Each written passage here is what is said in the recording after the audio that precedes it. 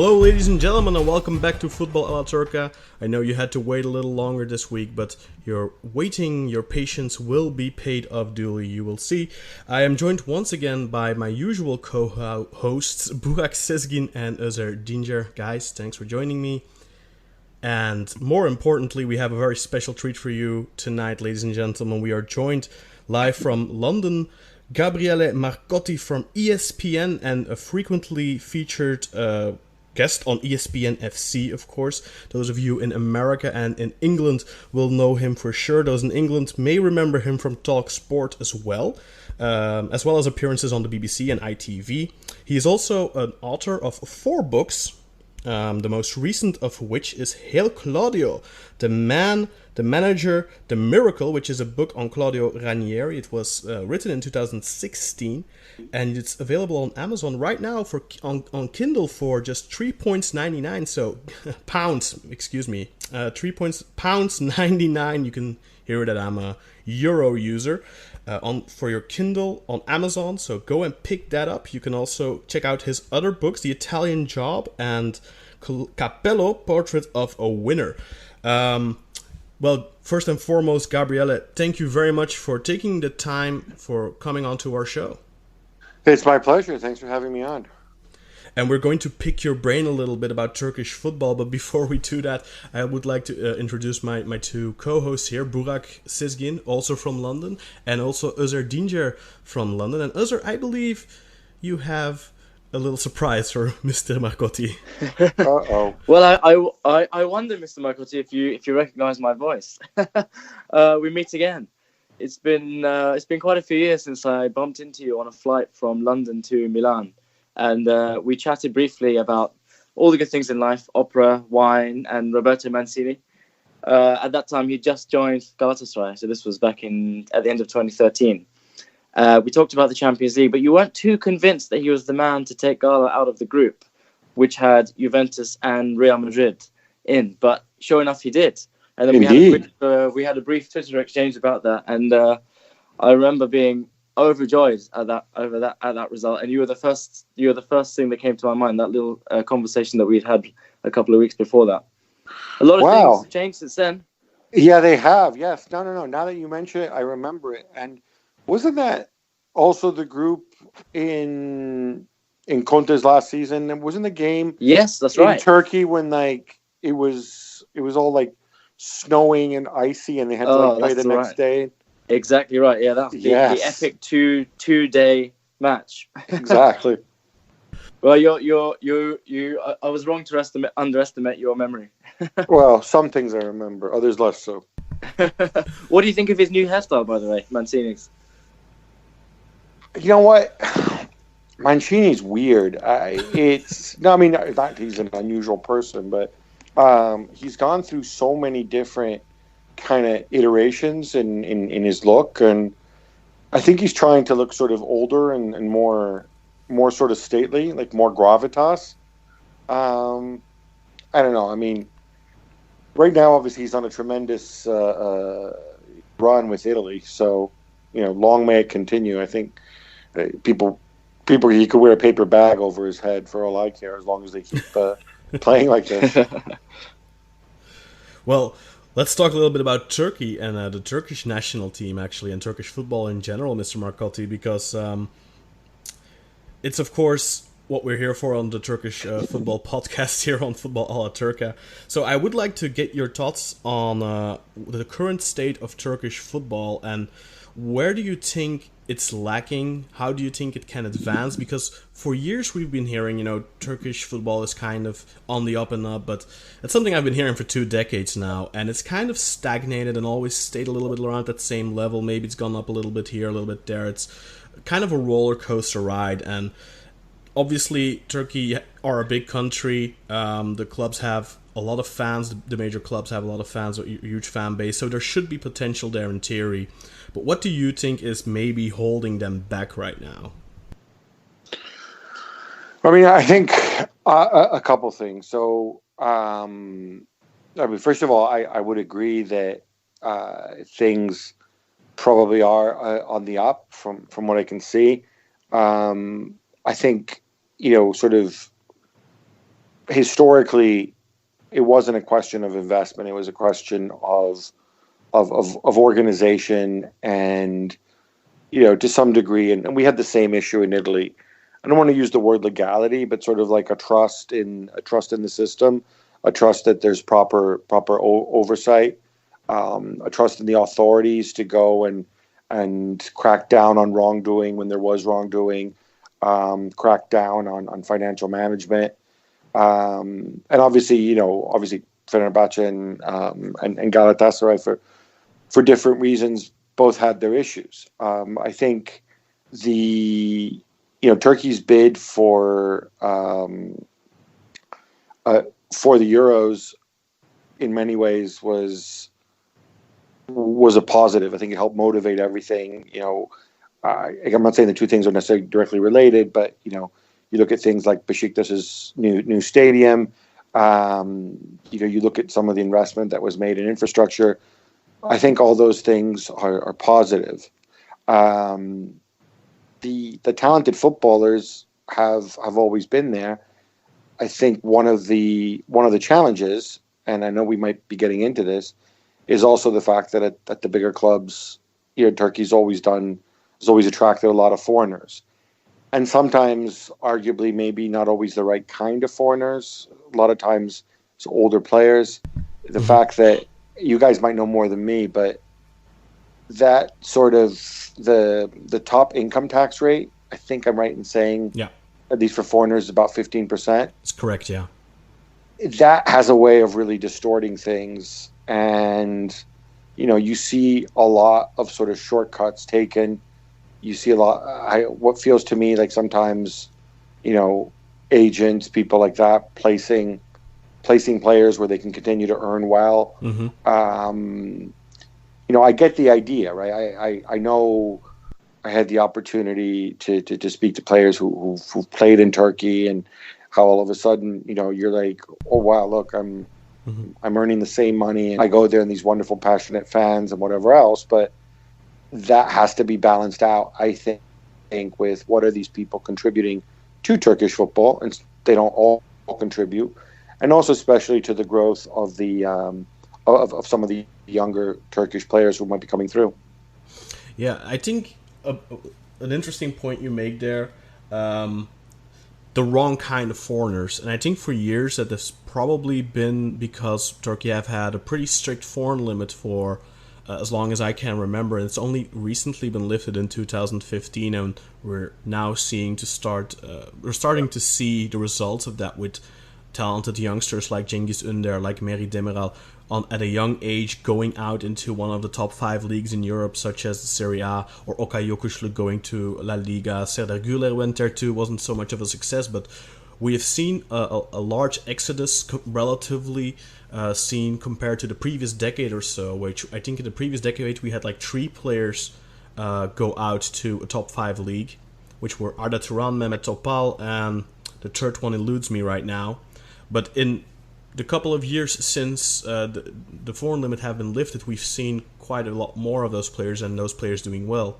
Çağlar Soyuncu did well in Germany. He's not so successful right now with Leicester, but he's made that move. Of course, like I said, Meri Demiral, in basically 6 months' time, going from an Alanyaspor player to a Juventus player. I'm not 100% sure if that's official yet, but it looks like he's going to Juve. And then, of course, Cengiz Ünder, who's been doing great for Roma until his injuries recently. But we've seen that outflux of talented young players from Turkey now, and they're improving themselves by playing in those more competitive leagues, under better coaches and all that kind of stuff. And also with the foreigners, because of the foreign limit being lifted, now clubs have the opportunity to bring in a wider array of foreigners. You don't just have to bring in guys that, quote unquote, guarantee short-term success, because I think that's the logic behind signing a lot of these older guys, a lot of these guys kind of over the hill maybe. You're signing big names, not just for the fans' benefit, but also because you think those players are going to give you short-term success. And if you're only allowed 5 or 6 foreigners in a team, I think it's easier. I'm not saying it's the right way to go, but that's probably why that is, that there's not always been the right kind of foreigner being attracted. But now, under pressure of the Turkish Prime Minister Erdogan, there's he's putting pressure on the Turkish Football Federation to re-implement a foreign limit. So I would like to get your thoughts on that. I know there have been talk of implementing a foreign limit, I believe in Italy not too long ago, because of the Italian national team not doing too well. And I know that this happened in England, and I know it's happened in many other countries where whenever their national teams seem to be on a downward cycle or so, because it's a cyclical sport, you don't always have the best generation. What are your thoughts on implementing a foreign limit? And do you see maybe forms of that working or not? So, I mean, there's a couple points to make here. One is what they did in Italy, and it's about the extent that you can do, and in England too, is, well, as long as England's in the European Union, and we don't know how that's going to go. But obviously, with England and Italy being members of the European Economic Area and the EU, you can't have a limit on foreigners. It's just legally not possible. What you can limit is players from outside the EU. That was a knee-jerk reaction in Italy, for example, after, I think it was, I don't know, we've done so badly in recent World Cups, it's hard to remember. I can't remember if it was after 2014 or 2010. But and they went from, I think it was 2-1 non-EU, but then it was like, so if you're already there, you're grandfathered in, and as we often do in Italy, we find ways around it. In England, they have this work permit system where it's based on the new system's based on wages and transfer fees. But the long and short of it is that it's really difficult. It's really difficult to implement. I think you have to be careful with it. One place, if I were Turkey, and I think there might be some parallels a little bit, I would study the effects of the foreigner rule on Russia. And the reason I suggest there might be some parallels is obviously you have a country that's, part of Europe, plays in European competitions, but isn't within the EU, where you have, some clubs that have a lot of money and big budgets. And what happened in Russia with the foreigner rule, and they've tinkered with it a lot. They went from 4 to 5, back to 4. I'm not even sure where they're at now. Is that the talented Russian players became very, very expensive, and you had kind of a real inflationary uptick. They became so expensive that they didn't want to leave the country because they were earning big money. Because the big clubs still wanted to be competitive, so they just ended up paying these guys more, and they weren't really competing for places in the side. You had guys who maybe were Russian internationals, and they had big contracts, and so their teams couldn't sell them, and they knew that they really only had to.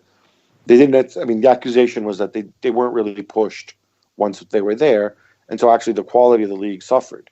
It sort of created this kind of artificial bubble. So I think that would be something for Turkey to think about. That's exactly what we had basically up until recently, when that bubble finally started to burst. But before we can reap the rewards of that properly, they're already thinking of re-implementing it. I mean, I'm kind of into macroeconomics and the idea that you can look at league-wide level. You can try to find things that might work to stimulate certain aspects. Sometimes I wonder. I mean, one thing that I would love to see, they tried it in Italy in the 3rd division, although not very well, and teams didn't like it, so they abandoned it. And I don't know if this would work in the top league in the Super League in Turkey, but maybe in the second tier. For example, if one of your concerns is foreign players and maybe them stopping younger players from getting minutes, one thing that they did was they made some of the TV money. They awarded it based on the number of minutes that a team gave to players under the age of 23. And in Turkey, you could do it, for example, the number of Turkish players under the age of 23 that you play, right, based on their minutes. Mm-hmm. So if you did that, what you might get is, a team that's in mid-table saying, well, look, I'm not going to get promoted. Why don't I find out if my youngsters can play? And at least that way I'll get a little bit more TV money, for example. Those kinds of, I think, positive incentives often work a little bit better. And, they can tend to open things up a little bit and lead teams to take a little more chances on youngsters. Yeah, I completely agree with you. Thank you very much for your insights on that and your views on that. Let me ask you quickly, were you surprised at all by Turkey beating France earlier last week? I wasn't surprised because, obviously you are surprised because they're still the world champions. Mm-hmm. But I definitely saw it as within the realm of possibility. Partly it's the old thing where, you play the world champions, you're going to be more motivated. Definitely. But partly also, I feel like you often get screwy results in these friendlies at the end of the season. It's a long year. The players want to go on holiday. It's the start of the Euro qualifying campaign. In the back of everybody's minds, that even if you do screw up, there's plenty of time to get back in it. Mm-hmm. Plus, I think, 3 teams from each group qualify? 2. I think the best thirds, like a couple of best thirds or something. But you know what I'm driving at. You don't have to play playoffs anymore or stuff like that if you end second. Yeah, there's a certain sense of, I just want to go on holiday, I think. Especially for those French players, probably, who had a very long season.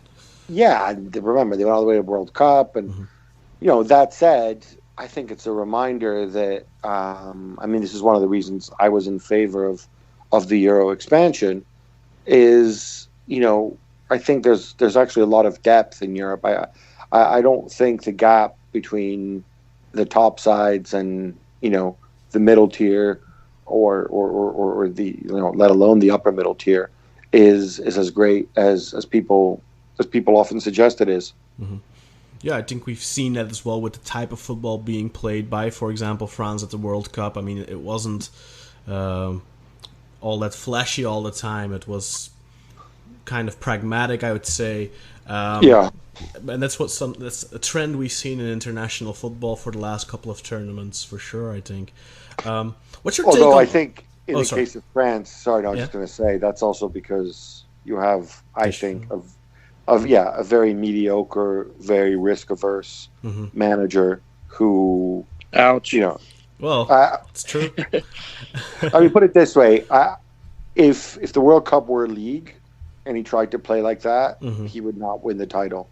Yeah, I'm not saying you have to play football all the time, but, Can we conclude, therefore, that Didier Deschamps is the equivalent of Şenol Güneş? Well, especially the last 2 years at Beşiktaş, I think Şenol Güneş showed a lot of that as well. But he's been a risk taker in other times in his career, so he's kind of a Mr. Hyde and Dr. Hyde, no, whatever. Dr. Jekyll and Mr. Hyde. Exactly. So just quickly, I want your take on the 2 players, of course, that have been starring in the Serie A. Cengiz Ünder, of course, not as much this season due to injury, and Merih Demiral, who's been a revelation really for, I think, both Italian football fans but also Turkish football fans, because let's say a year ago we barely knew who he was. Yeah, so on Monday I actually had lunch with one of the Roma owners, one of the minority owners, and Alex Zecca, and he made the point that what's funny, because I think he has a thing about Turkish football, because obviously he didn't just sign Under, who they're all really excited about, and then still they just wonder if he stays fit. They see a lot of the qualities that Mohamed Salah brought with him when he joined, in terms of the quick dribbling bursts and whatever, and maybe he just needs to play a little bit more control, and he can go to the next level. He also signed this other guy, and I have no idea where he is. You guys might know. Uchan? Oh, Salih Sally, Uçan. yeah. Yes. Did he have red hair? Am I remembering correctly? Or He had a bit of a frizzy Afro-esque kind of Fellaini, look. kind of. Yeah, that's right. what happened to him? He's at haven't, Empoli now, but I was his gonna say, contract he was was back into it. terminated, I think. Yeah, he disappeared. No. Yeah, he might be heading to Galatasaray or something. He was at Empoli but didn't play, and I think he'll probably end up back in Turkey. But he's still only 23 or something like that. So could still come good. Yeah. Yeah. But I mean, Under's been as I said, you want him to stay fit. There's actually, I mean, at Roma, there's obviously a fair amount of competition on. While the season ended in a very disappointing way, out on the flanks with Stefano Sharawi, Under, and Justin Kluivert, plus of course Zaniolo, where you don't quite know what his best position is, but you just know that he needs to play somewhere because he's so good. There's a lot of competition, but he's definitely somebody that they believe in. And as for you asked about Demiral, it's weird. And again, you guys might better know, but am I right in thinking that he was in Turkey, and then he went to Portugal, and then he went back to Turkey? Wasn't he at Sporting or something? Yeah, the story with him, he was in the Fenerbahce youth team up until I think the under-19s, and then his agent took him to the Portuguese third division, and from there he went to Sporting. I believe they was sold to Sporting from this Portuguese third division team. He was then loaned to Alanyaspor at the start of last season, and 6 months in, he went to Sassuolo. Probably butchered the pronunciation there. Sorry. No. It's actually very good. They triggered his. They had a clause, by the way. They triggered it. They bought him and then they sold him. I believe, didn't they? Yes, and Fenerbahce are not going to get any of the sell-on fees now as well, which is very, being a Fenerbahce fan, quite, upset about that. Happy to see him doing well, but upset that we're not going to see any financial gain from his future transfer fees, which should obviously help us right now. And those could be pretty big. Yeah, and it's but wasn't he a Turkish? But it's not like he was in on. So what did he do? Did they just exploit the fact that he turned 18, so he could move on he didn't sign a professional contract? Is that what happened? Yeah, he didn't sign Yes, sorry to cut you off there, Gab. He didn't sign a professional contract, and he was abroad for 1.5 years. So I believe that under the FIFA regulations, because he has played abroad for 1.5 years, then Fenerbahce aren't liable to receive any portions of transfer deals. Whereas that's not the case, obviously, for someone like Cengiz Ünder, who came up at Altınordu and signed this professional contract. I think he was a Başakşehir before he went out to Roma. Yeah, he was. Yeah. For one season, I think. I think it was his one season, and he was great. Right. Wow. He certainly looks a player. I mean, obviously, he has a big body, but he's athletic and really strong end of the season at Sassuolo, and I think it's. I'm not. There were rumors that Juventus might sign another defender, and they're talking about bringing back Mehdi Benatia, but I don't think that's going to happen. So I think it's actually, I think he should get a fair amount. I mean, if the deal goes through, and it looks like it will, he should get a fair amount of minutes because obviously Barzaghi's retired, Cáceres are not going to keep around. So, it's Bonucci, Chiellini, and Rugani, and then him. And, Chiellini isn't, he'll give you 20, 25 games. He's not going to play much more than that. And, Bonucci has a knack for getting suspended. So yeah, he should get on the pitch quite a bit. Fantastic. And from there, Gab, I'd just like to transition into 2002 Turkish World Cup team. If you're a follower of Turkish football, everybody knows where you were the day that İlhan Mansız scored his golden goal against Senegal. But looking back at that 2002 World Cup team, what are your thoughts on why you think they did so well in getting to third place? I mean, is it because they didn't play in the European teams, the luck of the draw, for example? And then do you see any correlation between that team and the current crop of youngsters that we have right now? So just interested to get your thoughts on that. Well, I'm trying to think. I'm thinking back to 2002 World Cup. And you guys might need to refresh my memory a little bit. I know that they lost to Brazil, and obviously in the semifinal, and then obviously it was Senegal. It was Japan. And Japan, yeah, that's right. So it was in the group stages that the first game was a loss to Brazil, followed by a draw to Costa Rica, and then the 3-0 win against China. Yeah. That got us second, and we played Japan in the second round, who had won their group ahead of Belgium. Yeah, that's right. Yeah. It's coming back to me. Yeah, and from there we went on to face Senegal in the quarterfinals, who had shocked the whole tournament with the opening win against France. Yes, and that's then, right. Then the meeting with Brazil again in the semi-final, leading on to South Korea, also who had a remarkable run that tournament, and Hakan Şükür has gone down in the history, the quickest goal in World Cup history after doing nothing for the entire tournament. So. Yeah. So okay. Rivaldo also went down in history as being the biggest cheater ever after that. After the first match against Brazil. Yeah. When the ball hit him in the leg. Yes, that's right, by the corner flag too. Yeah, that's it. Yeah. And then the second game was supposed to be our revenge, but that didn't pan out exactly. Ronaldo didn't agree with that narrative. I mean, look, I think people will look at the draw, right, and they'll say, well, other than having to play Brazil twice, which kind of sucks, but other than that, things,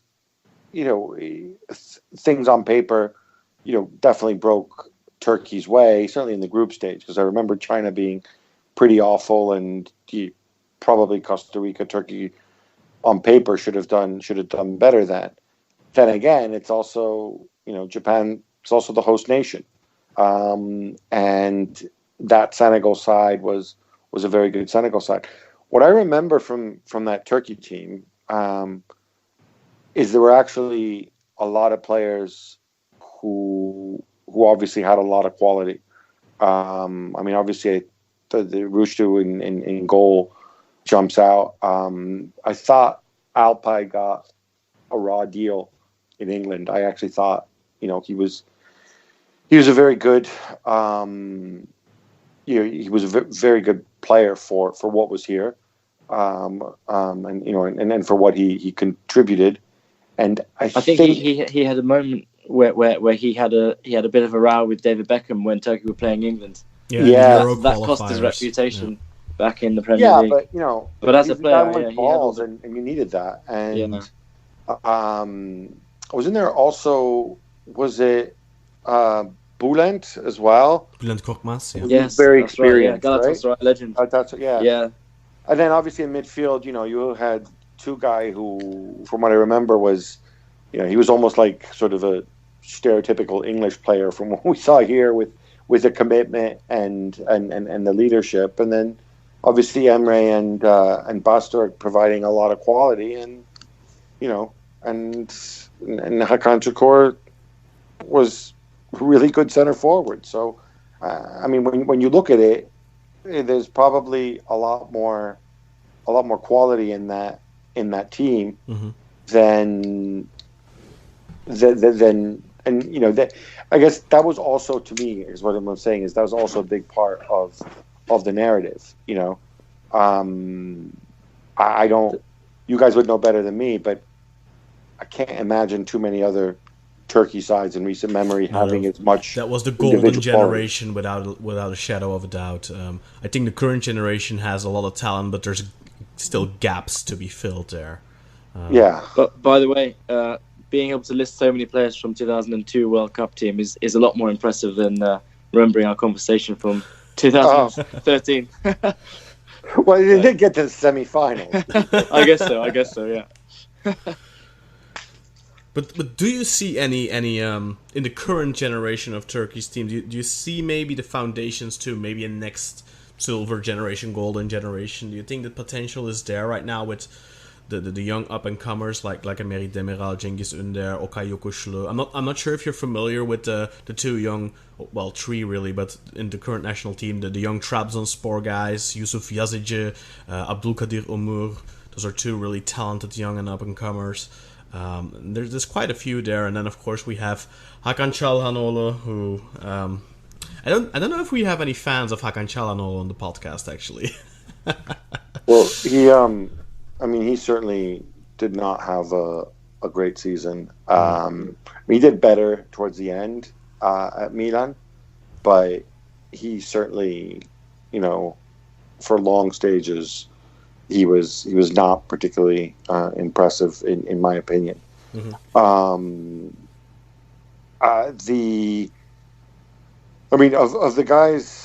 Of the guys you mentioned, obviously we've covered Under and Demiral. I think the kid who's at Villarreal, is it Unal? I'm thinking. Enes Unal. Yeah. I think he's a very, from what I've seen of him, he's a very fluid. He's a very fluid player. His obviously things didn't quite work out at Valladolid, certainly at club level, and obviously I remember when he was at City. I don't know if it was under an under-23 game or something, or friendly. He looks like very natural in his movements. Of the others, gracious like a swan, perhaps. he looks like a technical player. I think with him, maybe he lacks a little bit of that. Like a Burak Yilmaz, for example, who is far from a technically refined player, but he has that desire to score every game, and I think that's something it's invaluable to a striker, especially when you may not be the most talented striker around. But it might be something the ruthlessness, and the killer instincts, He, the other guy, I'm forgetting on his name. The other guy who's getting a lot of buzz. Zeki Çelik, maybe. The right back from Lille. I'm familiar with him. No, I was thinking of he's at Trabzonspor. It might have been one of the guys. Is it Yusuf? I'm thinking Yusuf Yazıcı. And then Abdülkadir Ömür is probably the one getting more buzz because he's been linked with Liverpool and everything. But I think Yusuf is ready for a move abroad. But I'm a huge fan of Yusuf. I think he's a fantastic talent. Saying that as a Beşiktaş fan who he scored against a couple of weeks ago, a screamer. But he's a fantastic player. I think I really think he is already at this stage a better footballer than Hakan Çalhanoğlu is. Even though that Yusuf has still a long way to go, but he has a far higher ceiling. I think Çalhanoğlu is of course that set piece specialist, but apart from that, I'm not a big fan of him. Never have been really. Right, and there was another guy, I think, who had a really poor season this year. I think he's one of those sort of German Turkish guys he was at Hamburg, but before that, I think he might have been at Stuttgart, maybe. Yunus. He's very young. He's an attacking midfielder. He's like maybe 20 years old or something. He was definitely at Hamburg this year. Oh, didn't And he I just think sign? Didn't he just sign with Bayern? What's his name? He's definitely been capped for Turkey. No, I'm thinking of someone else. He's been capped. Who's the guy? Who's a young Turkish guy that signed with Bayern? But I think he's been capped for Germany. But I'm forgetting his name. It's not Yusuf Molla, is it, Gabriel? No, Yunus Mallah is like a lot older. Yeah. Hamburg. This guy was at Hamburg, and I think before that he was at Stuttgart. Obviously, they have a very good youth academy. Yeah, arguably the best in Germany. Yeah. I want to say Berkay, maybe, or something like that. Berkay. Yeah. Berkay Özcan. Yes, they are. Yeah, he's about 20, 21, something like that. Yeah. I think he's been capped a couple of times, but he wasn't recently by Şenol Güneş. I'm not sure what happened. Maybe he was injured or something. I can't quite recall. I think he definitely missed part of the season through injury. Okay, yeah, that would explain it. Şenol Güneş might have just not known that he was Turkish, of course. Recently, there's a player that plays for Antalyaspor. His name is Nazım Sangare, but he's of I believe which origin is he from? He's somewhere in Africa, but I'm not sure. So anyway, he has darker skin. So he was asked by a journalist, Şenol Güneş, why he didn't call him up because he had a really good season, and he just flat out said, "Well, I didn't even realize he was eligible. I didn't know he was Turkish." Yeah, that's a little bit like our friend Didier Deschamps talking about calling up Koulibaly when he's been capped like 30 times for Senegal. So, oh my God, yet more similarities between these two guys. Yeah. Yeah. Hey, at least Şenol Güneş has won something. Yeah. Well, apart from a World Cup, of course, for Didier Deschamps, but I'm not counting that. Well, shall we transition into the financial fair play conversation, if that's okay with all of you? Perfect. Okay. So basically, what I wanted to ask you first, Gabriele, is all the Turkish top clubs are or were under a financial fair play settlement. Fenerbahçe, Galatasaray, Beşiktaş, and Trabzonspor. Now, Beşiktaş have since last month successfully completed their 4-year settlement alongside Inter. I believe they completed theirs as well, and Astana. So they have successfully completed their financial fair play settlement. Now, as a Beşiktaş fan, I follow the financial situation of the club relatively closely, and I find it very puzzling. I was wholly convinced that they were not going to make it. It was going to be impossible to reach full break-even. Because of the financial situation in Turkey right now, the economical decline of the lira this past, the previous summer, which was dramatic, which had a huge impact as well on the Turkish clubs. Now, my question to you is, do you think that UEFA took that into account when they were evaluating the settlement agreements the past couple of months? Because I honestly cannot fathom how else Beşiktaş were able to complete their settlement. Okay, so you mean like the compliance with the settlement agreements? Yeah, whether they took the Turkish economy's nosedive into account. Yeah. So again, I don't know exactly what they looked at, but there is a provision in financial fair play that takes into account force majeure, elements beyond your control. Yeah.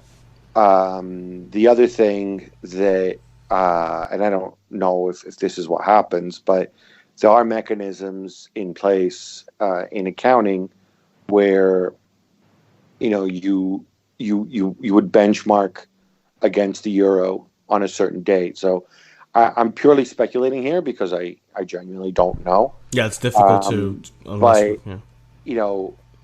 so Beşiktaş, obviously they'll have some revenue coming in from their domestic TV deal in Turkey and Turkish sponsorship deals on obviously the box office, and then they'll have revenue coming in from UEFA and from player trading with foreign clubs, which comes in obviously in foreign currency. Mm-hmm. So it all depends how they accounted for that. Obviously, if they can show, for example, that, if they were making 1,000 Turkish lira and it was worth, 100 Swiss francs or your 100 euros, let's say. I don't even know exchange rate. I'm just using an example. And then, the following season, they're making 1,500 Turkish lira, but because of the exchange rate or whatever, it's now worth less in Swiss francs. They can argue, well, wait a minute, we're showing growth here. Mm-hmm. We haven't reached break even, but that's simply an accounting thing. The other thing to consider is that, if the Turkish lira nosedives, the pictures, the numbers will look worse, but equally, if their wage bill, since they pay their salaries in Turkish lira, their wage bill also goes down, right? When you look at it that way. Unfortunately, almost all contracts are in euros, which is one of the big problems in Turkey. Oh, okay. Yeah, that's But I think it's they still have provisions accounting wise to take that into account. Usually it's like you said, it's set to a certain currency level. For example, the deal with beIN Sports for the TV money is also set at let's say they made the deal for 700 million euros. I believe it's more 600 or something per year. But then it's set to a certain currency like 3.4. Now every euro is worth 3.4 lira or something. But right now the lira is more like 1 euro is 6 lira. So, but it's set still to that 3.4, for example. So they do set it like a benchmark, like you said. Right. That is correct. Let's see. I mean, I think what people need to remember about financial fair play is that, I mean, the risk of sounding like a UEFA spokesman, it's meant to help the clubs. Mm-hmm. And, as long as they're increasing revenues and cutting costs, if the numbers don't add up because of a financial crisis, for example, or natural disaster or whatever, they will take that into account. Okay, that explains a lot, I think. Yeah, even though it's of course unconfirmed, but I think that's one of the few ways it would make sense. For example, we're also now seeing that Fenerbahce have apparently gotten an extension until the end of the month to get their break-even requirement in order. But it's to be assumed then that, for example, I believe they're at the stage now where they need to reach full break-even. They're in their 1-2 last year. So I'm not sure if that's a 10 million deficit or if it's supposed to be full break even. But they were, a couple of months ago, they did announce that they were roughly at like 60 million minus, but they have collected in over 30 million euros from campaigns with the fans to raise money for the club. And UEFA have apparently now given them until the end of this month to sort that out. I don't know, Burak, if there's been any update on that.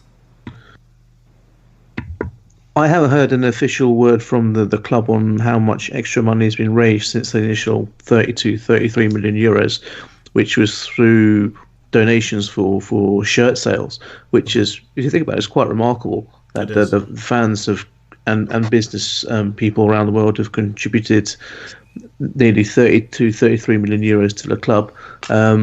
I think the main thing we're waiting for now is the banks to try and restructure the loans, which was what Ali Koç, the chairman of Fenerbahce, was trying to instigate at the recent Turkish Football Federation meeting. So we wait to see. I don't think we're going to get the full break-even, which is required for this season. So it will be down to UEFA what type of punishment they choose to impose. They did say they were impressed with the amount of money that had been sourced so far, but that it wasn't enough. So we'll have to wait and see what the outcome of the meeting is. I know Ali Koç will be attending that meeting in person at the end of June, and we should know in the first week of July what the decision is. Yeah, financial fair play. It's personally, I'm a fan of the concept. I think it's a great concept because Turkish clubs needed that, because spending in Turkey was out of control.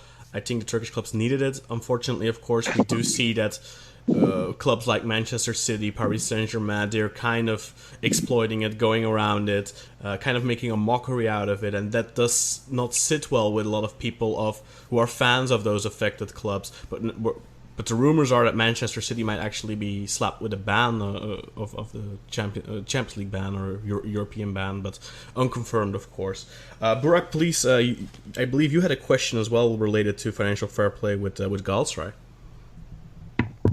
Yes, Gabriele. It was recently when there's an open financial fair play case against Galatasaray. I think it's due to end at the end of the 21-22 season. But UEFA wanted to open a reinvestigation into this for reasons that they saw fit. This was appealed by Galatasaray, and it was a appeal they won from CAS due to the fact that the I've got it verbatim here actually, which says if you want to dismiss a case or to conclude or amend a settlement agreement or to apply disciplinary measures, then this must be reviewed within 10 days from the date of communication of the decision to the CFCB chairman. This was done after the 10 days. So Galatasaray won the decision, so CAS awarded them the decision, and UEFA were not allowed to reopen their investigation into financial fair play. The existing financial fair play statement is still in place, so that will take Galatasaray up to the end of 21-22. So I just wanted to get your thoughts on, we've seen headlines, CAS delivers a bloody nose to UEFA, UEFA hit a speed bump in the role of financial fair play. How much was this, do you think, down to just UEFA incompetence for not knowing their own rules to having to follow up after 10 days? And how will this affect other clubs under financial fair play moving forward? Does this give them a little bit of a one-upmanship? I think that what happened here is very similar to what happened to Paris Saint-Germain. And I think we need to make a distinction because, we often talk about, UEFA does this and UEFA does that. Technically, there are, there's three bodies at play here, right? One is the investigatory chamber, which is there are UEFA people on it. The other people are, you can go online and see who sits on it. They're mostly independent people, football administrators, former football administrators and stuff. And they work together with UEFA's accountants and whatever. And they go and they investigate the club finances. They're essentially, they're like auditors. And if they see a breach of financial fair play rules, they have two options. They can either offer a club a settlement, which is, that's what happened to Manchester City and Paris Saint-Germain and Inter and obviously what happened with Galatasaray here. Or if the breach is deemed to be too serious, or indeed if the club rejects the settlement, then it goes to the adjudicatory chamber. The adjudicatory chamber, it's 5 judges, and those guys are really totally independent. I mean, one guy is like a former head of the European Court of Justice. Another guy is like a QC. These are people who are really outside. This really is an independent panel. These are people who are outside the world of football, and these are judges who are just asked to basically go and kind of adjudicate the situation. Within the investigatory chamber, there's how can I put this?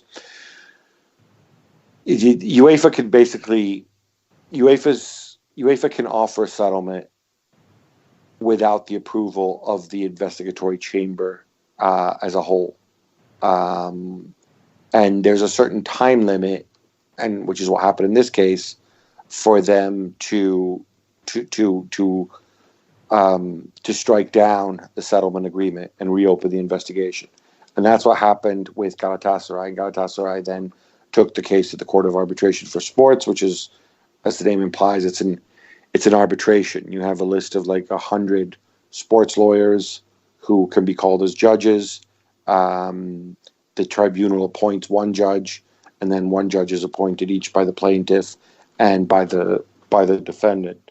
And I think, as I understand it, in Galatasaray's case, it was basically a procedural thing, where it wasn't the request wasn't filed in time. I mean, for me, I don't think this is a reflection on UEFA. I think it's a reflection on the investigatory chamber and the adjudicatory chamber and the way that they operate. It is a procedural thing. It is a bit of a technicality, I think, in this case. But all this stuff is subjective, right? Even the decision to offer a settlement agreement or not. That's down to UEFA. UEFA would say, if they were in on this phone call, that they want to help clubs. They want to help clubs by giving them realistic goals and targets that they have to meet as part of their punishment. Oh yeah, Ozra, can you pick in with your question? Yeah, absolutely. Thanks very much for giving us the insight into that, into how these kind of processes works. But it's just another thing that Galatasaray won at the end of the day. So I'm smiling as I listen to this. But I'm gonna ask. Typical Galatasaray fan. I'm not being a good ambassador. Poor winners. I'm not being a good ambassador. It's a perfect reflection of your club. Don't worry. But I'm actually going to move into a slightly more generalist question here, more about European football, and start talking about the planned third club competition that UEFA is trying to bring in, the UEFA Europa League 2, as its project name is. I want to get your insight into do you think that smaller clubs who are involved in that will really take it seriously? Will it be kind of have the same Europa League effect? And do you also think there'll be an impact on the real Europa League? Will it, having a competition underneath it, mean that it's going to give a kind of more elevated status to the Europa League going forward? So I think, there's a bit of a risk if you follow the big five leagues, especially if you live in England, as I do. The bigger teams are all in the Champions League, and they're often getting their knockout round, and the emphasis is all on that. And so, the Europa League is like the ugly stepsister, which then would make the Europa League 2 like the weirdo relative who you lock in the attic and you never talk. But would it make the ugly stepsister slightly more attractive in relative terms? Yeah. But you know what? There's another element to it as well. And I was recently at the European Clubs Association meeting in Malta, and there were a ton of clubs that basically said, we need this. There's an extreme polarization going on in Europe right now between the big five leagues and everybody else. And it's a polarization of revenue. It's a polarization of interest. People came out, the guy who's the chairman of Legia Warsaw, and he said, well, we're one of the biggest clubs in Poland, but, people flip on the television and they watch Real Madrid and Manchester City and Paris Saint-Germain and Bayern and whatnot. These are all people who are not watching our leagues and they're not supporting our leagues. So we need to find a way to develop and we need to just play beyond our borders. We need to play against teams of equal ability from other leagues. That's how we can grow. That's how we can develop. Aki Riihilahti, who is he's the president of Helsinki. He said we have 3,500 players at all levels, from youth team to the first team, and we go into the Europa League preliminaries, we lose, and we go home, and that's it. Mm-hmm. There has to be something else to allow us to grow and whatever. Now, and I think you look at some of these, some of these Europa League matches.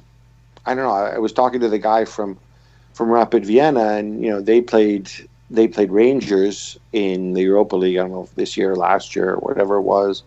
And he was telling This me year, how I think. this year, yeah, he said how it was a really, really big deal to them, and it did galvanize their fans, and it galvanized their city, and then there was a whole like build up to the game, and I think there's a real risk. So much of media is dominated by obviously English is the lingua franca in the world. It's dominated by the big clubs, and the English media looking down on the Europa League and whatever. But it really does make a big difference to a lot of these clubs on a local level.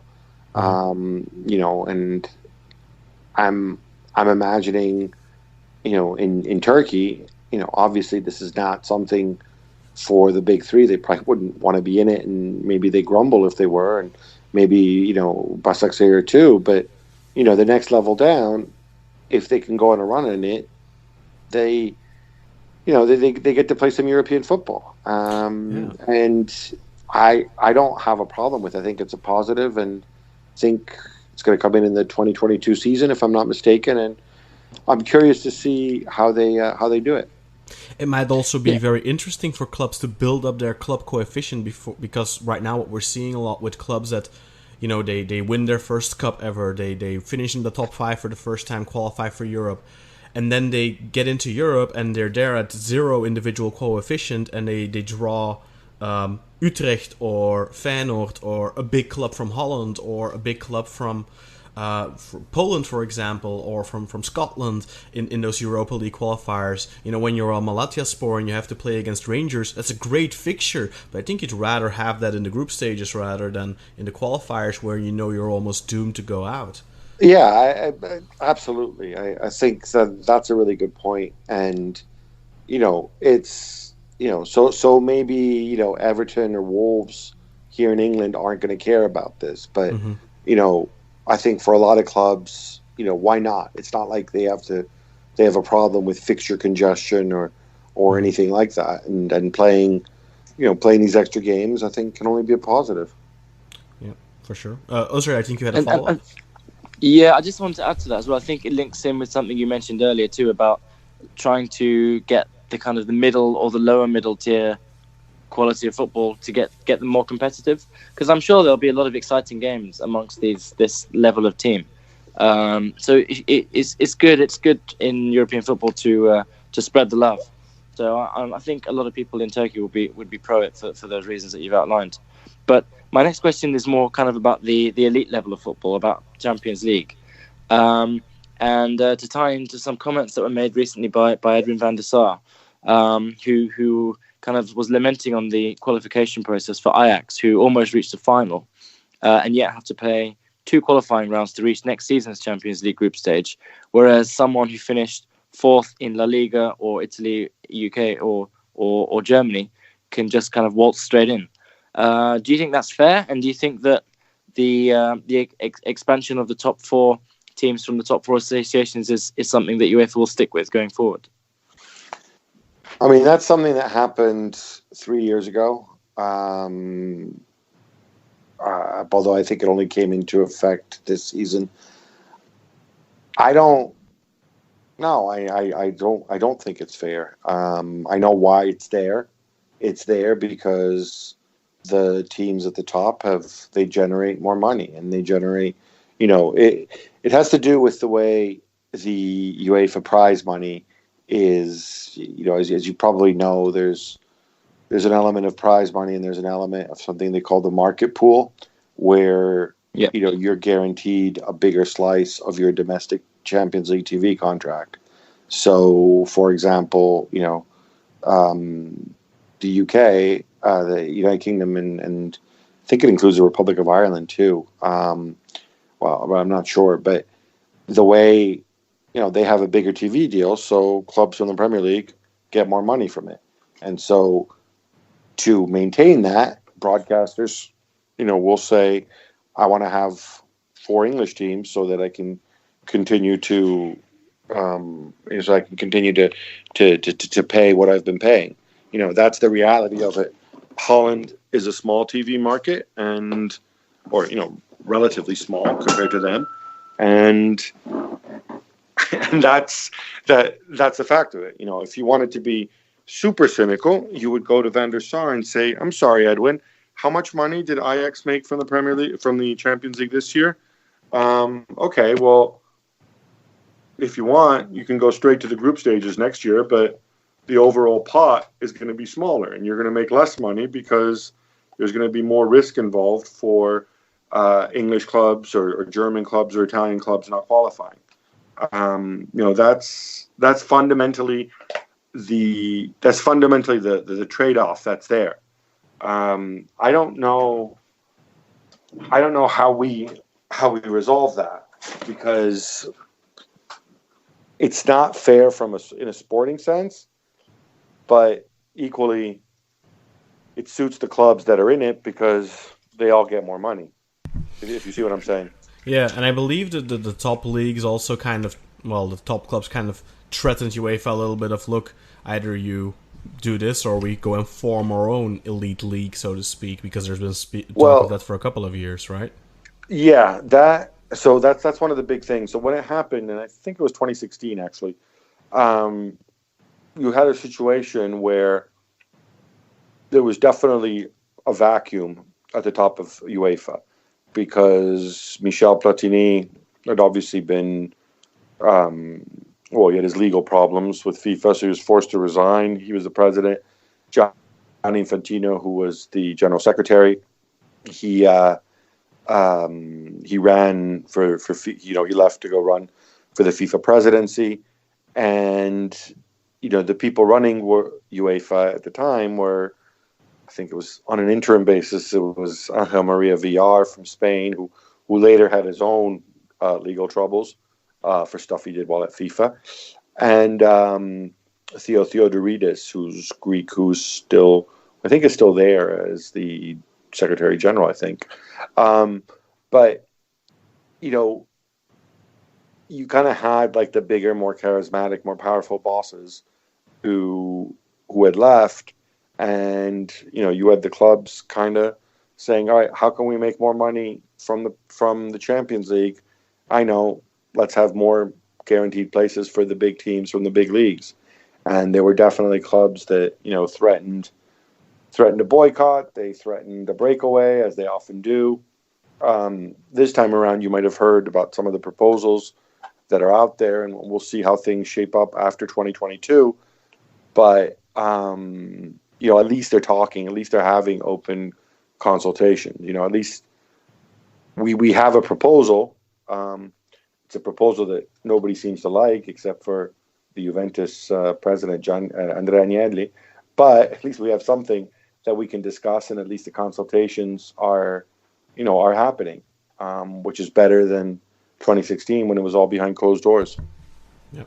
And just one more, I want to just pick into that point of Ajax, and I completely understand where they are coming from, but we also need to keep in mind that if you look at where they are in the coefficient rankings right now, there's a reason they don't have a ticket straight into the Champions League anymore, because as a nation, they haven't really performed all that well over the past 5 years. Yes, we've had, of course, that sensational run of Ajax this year, and 2 years ago they had a really good run in the Europa League. But apart from that, they've also had an abysmal run in the Champions League, where I think they didn't even get to the group stages. Feyenoord haven't really performed in Europe. PSV have really not done all that well. Utrecht haven't done all that well. I mean, there's a reason why they're there. I mean, Turkey are above them. And look how Turkish teams perform, how much of a hot and cold performance that is. So the fact that Turkey are above Holland should also kind of say something, in the sense of, well, you did great this past season, but it's not just based on that. I think the 5-year thing is really fair. But of course, I understand the frustration where you see a team like Tottenham ending almost fourth or third every year in the Premier League, yet they're in the Champions League with guaranteed money every year. I completely understand that frustration. Whereas, as a Turkish team, for example, you even if you get second place, you're probably not going to get into the Champions League still, although now, of course, with those big teams like a Napoli, a Tottenham, Arsenal, out of those qualifiers, you have a better chance, but it's still tough, of course, to get through those qualifiers. It's early in the season, you're playing other teams of a similar level. But yeah, I mean, also with that third competition being added, we're seeing so many 7-0s these days. It's always 7-0, never 9, unfortunately, for Besiktas fans like me. But we're seeing so many 7-0s the last couple of years in the group stages, and we often say that, well, the real tournament doesn't start until the group stages are over. And the difference between those top teams right now, and obviously Ajax kind of upset the status quo a little bit this season, but traditionally we're always seeing kind of the same teams in those final 8, and the difference is just too big. So I get that third competition being added, especially for those Scandinavian leagues and those leagues like outside of the top 15 of the European coefficient rankings. I completely get that and see why they want that. I don't know if it's necessarily a big thing for Turkey, Holland, Belgium, who still are competitive, relatively speaking, Portugal, Russia, like that, but I completely understand for Scotland or something. That's very interesting, and I for one, I'm looking forward to it. I'm a huge fan of the Europa League, so I hope to see that third league in there. For me, Europa League is still the most pure form of European football there is right now. Right. I mean, I think there's two other elements to bear in mind. You know what you said before about, well, the Champions League doesn't get started until the knockout phases, and I hear that all the time here in England, and I kind of want to remind people that, look, both finalists this year, as well as Ajax, it came down to their last group stage game. You know, they could have all been eliminated in the group stage. Yep. Liverpool and Spurs advanced from the group stage with the same points total. And this strikes close to home because it's two Italian clubs, but the same points total and the same goal difference as Inter and Napoli. So, you know, it couldn't have been a finer margin. Liverpool, I think, advanced because of they scored more goals, and Spurs, I think, was a better head-to-head, or the other way around. You know,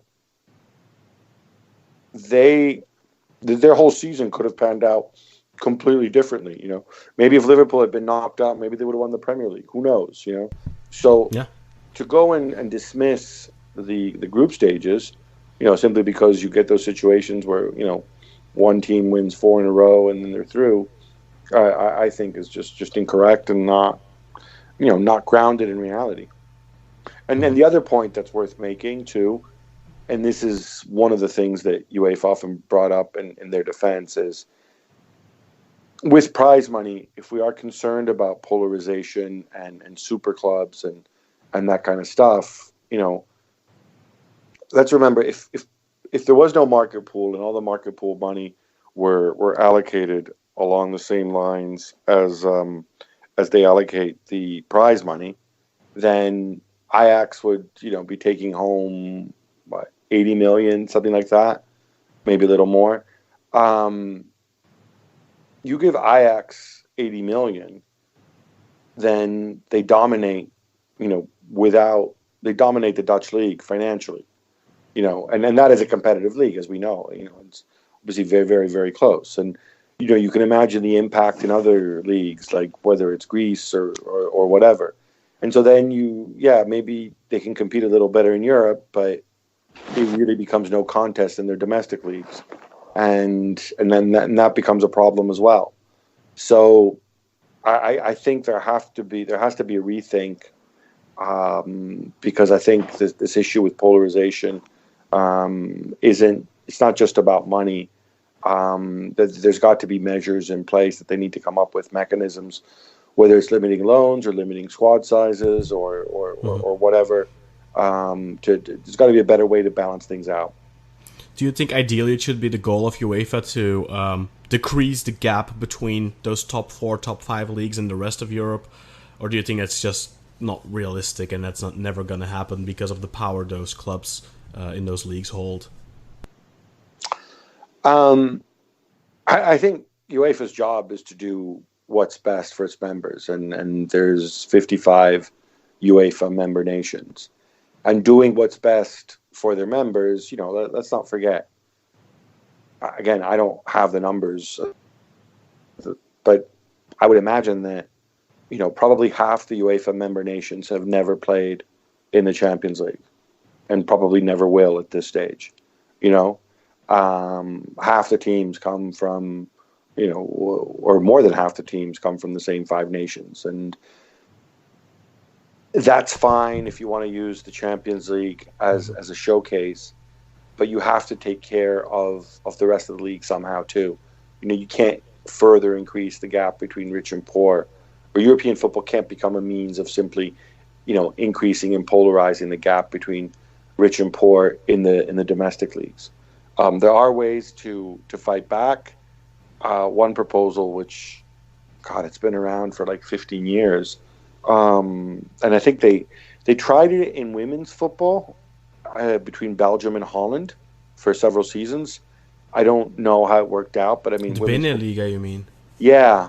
So imagine, I think it was the PSV president many years ago who suggested, well, what if we had, Portugal, Scotland, Holland, and Belgium together and we had, the Atlantic League, and didn't have the old Balkans Cup in the 70s, something as like well. that. Yeah, and they've done it in basketball, right? There's, obviously in basketball you have the EuroLeague, but then I think I'm right in saying there's also the former Yugoslav nations play together in some kind of supranational league as well. If you're talking about increasing the level, increasing the competition, increasing the size of the market so you achieve critical mass, you could think about having some sort of regional league along those lines. You could think of having Scandinavia. I mean, you risk opening a political can of worms in some cases. I don't know how. Turkey, Greece, and Israel. Yeah, how about that? Turkey, Greece, and Israel. That'd be awesome. Yeah. But I also think, fuck it. If they can do it in basketball, in the former Yugoslavia, where they were literally, killing each other 20 years ago, maybe we are grown up enough about this. Maybe we'll see Olympiacos taking on Galatasaray in some kind of whatever you want to call it league. I don't know, but I think the Master League, right? I think we need to start thinking in those terms if we want to kind of recalibrate a little bit the power in Europe and and do something about the gap between the big 5 leagues and everybody else. Yeah, that in fact, just because we mentioned the regional thing and the Balkans Cup before, I'm just pulled up the list of winners, and there are actually 3 Turkish winners between 1960 and 1994 when it ceased. The last winner was in fact Samsunspor. Sarıyer also lifted the trophy, as did Fenerbahçe. So there you go. That could be a really interesting proposal, I think, going forward.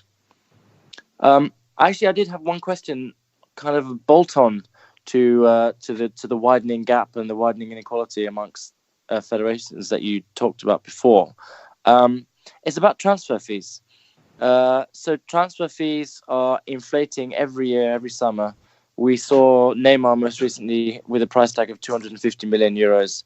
Where does this go? How far can these transfer fees become inflated? Is there a ceiling, do you think? And if so, what kind of circumstances would make a ceiling on these transfer fees?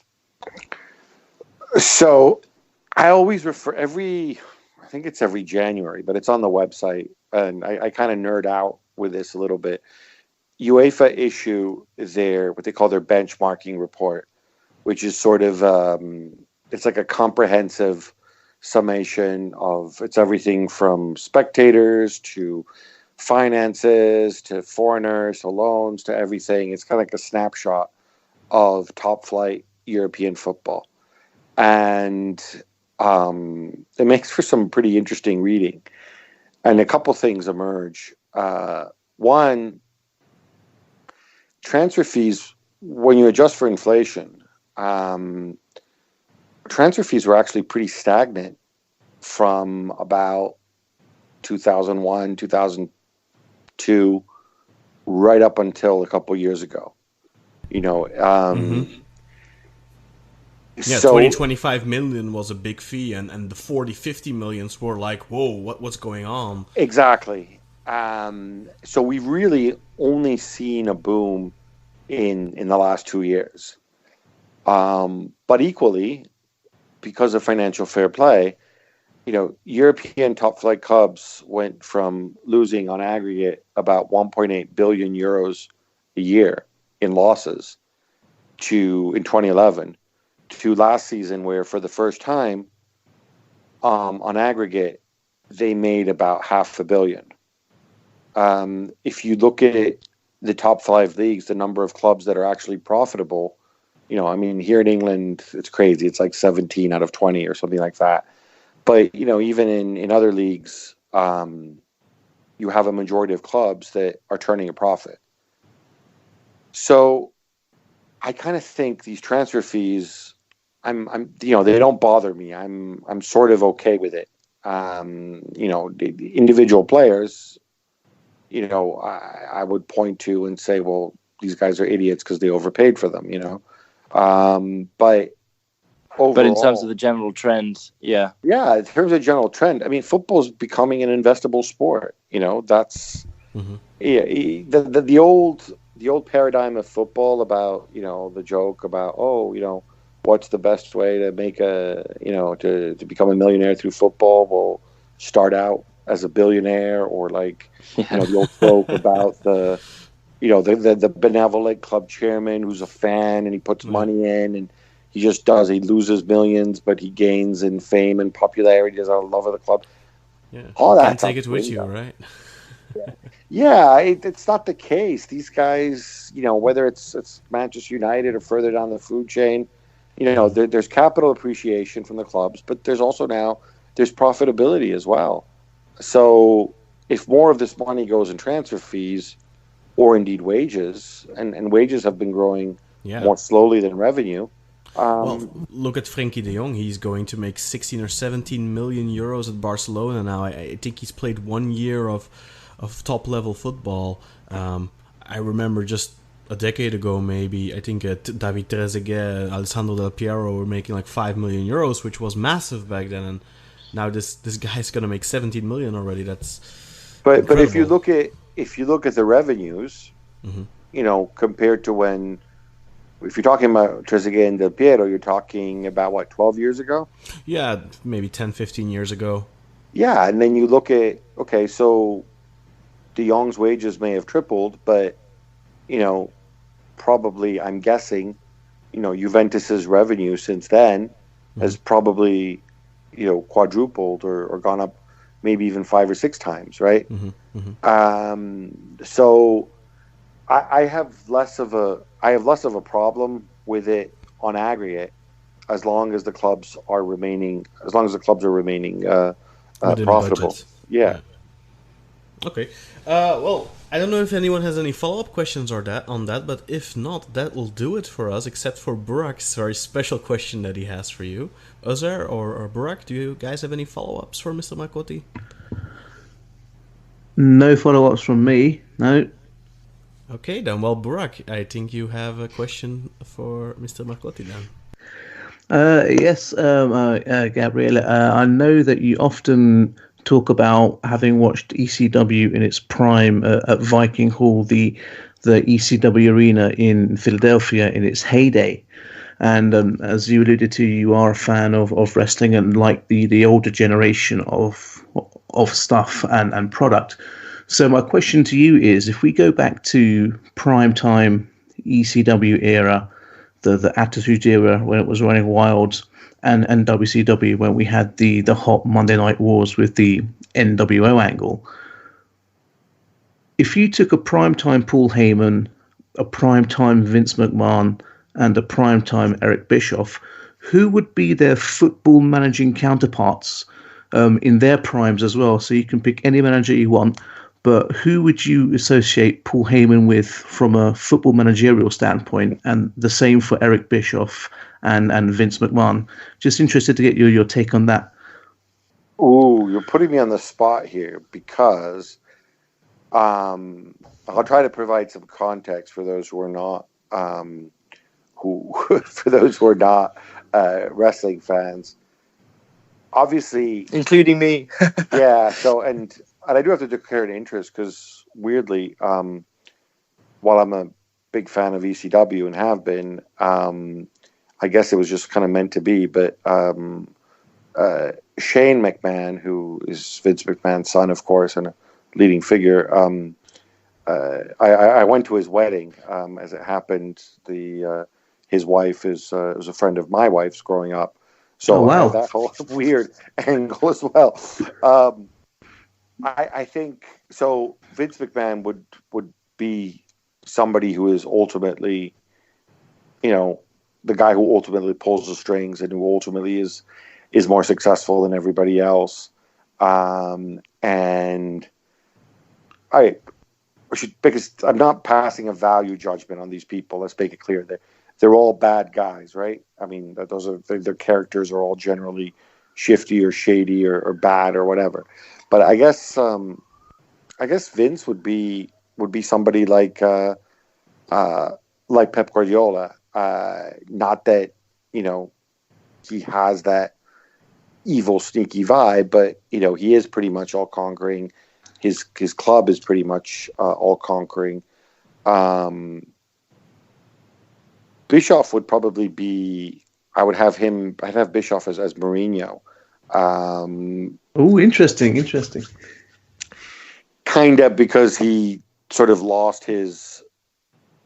He kind of lost his mojo, and became a lot less cool and not quite as cult. And wow, Paulie is an interesting one. He came to speak here in London, and I'll never forget. Just a quick anecdote because it was the day after I got back from 5.5 weeks in Brazil at the World Cup. Was that in your call in Bethnal Green? Sorry to interrupt. I was there too that night. Yeah. Were you? Yeah. And that guy, that English wrestler was there too. That he's some young up and coming guy. But yeah, so I went there. I had my picture taken. So I'm a total fan. So I don't know. He's got a bit of the Bielsa because of the cult following, although obviously his behavior is antithetical to Bielsa.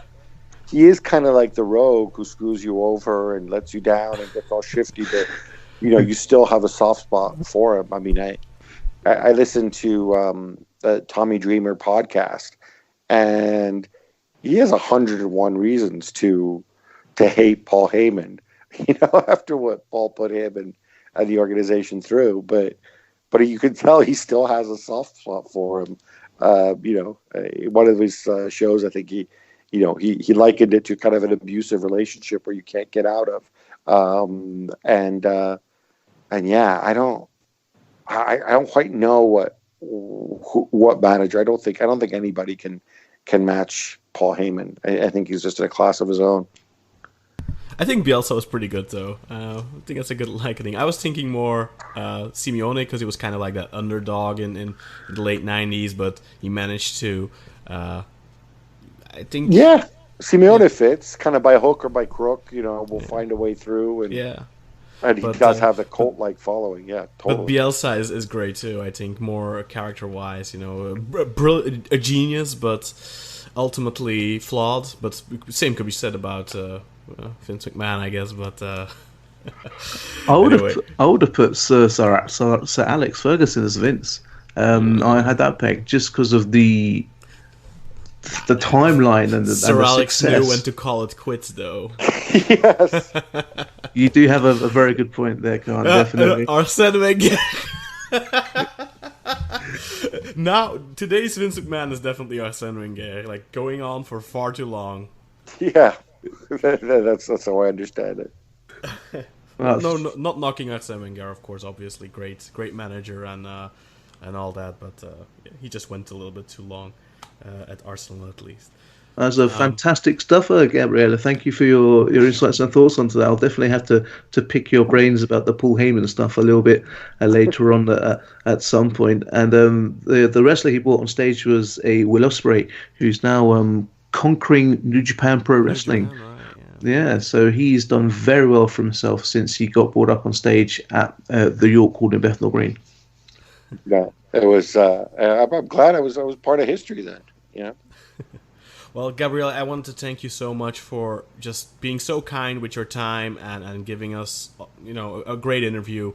Our first interview, actually, on the Football Turca podcast. So what a way to start off. There's only, there's nowhere to go but down from here. But we set the bar too high, gents. But thank you so much. It's been an absolute pleasure talking to you, and we're going to let you go now, of course, because you've given us so much of your time already. But please tell people, of course, where they can find you on Twitter, where they can follow you. I'm sure they'll already be following you, but still, feel free to plug your stuff. Yeah, sure. Thanks. It's my Twitter handle, just my last name, Marcotti, Marcotti, and you can find me on ESPN. And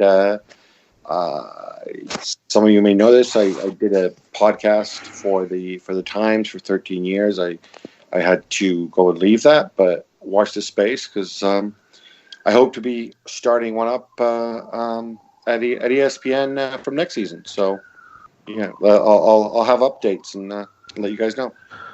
Excellent. And make sure to check out Gabriele's books on Amazon. Very, very, very well written and a great read for anyone interested in football. Yeah, indeed, and please keep in mind that the Kindle version of Hail Claudio is on sale right now for £3.99. So you can definitely go and give that a read. It's a bargain for £3.99. I'm still making that mistake. £3.99. So once again, guys, thank you for joining and your questions, of course, that you prepared for Mr. Marcotti. Gabriele, thank you very much again, and we'll hope to have you on maybe in the future. And for the listeners, thank you for listening, and we'll see you again next week. Sounds good. Take care.